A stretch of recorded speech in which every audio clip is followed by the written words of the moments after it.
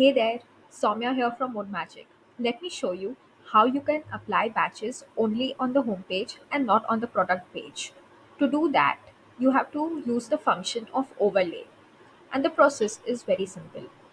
First, click on batches on the top of your screen. Then, select the batch of your choice. On the right side of the screen, go ahead and select any collections or choose specific products.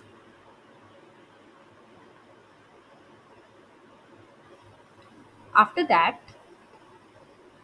click on the Batch Placement in Store drop-down menu. Here you can already see that the overlay mode is active. Go ahead and unselect the product page and the collection page options. In this way, these batches will appear on the products only on the home page. After that, update the store. It's easy, right?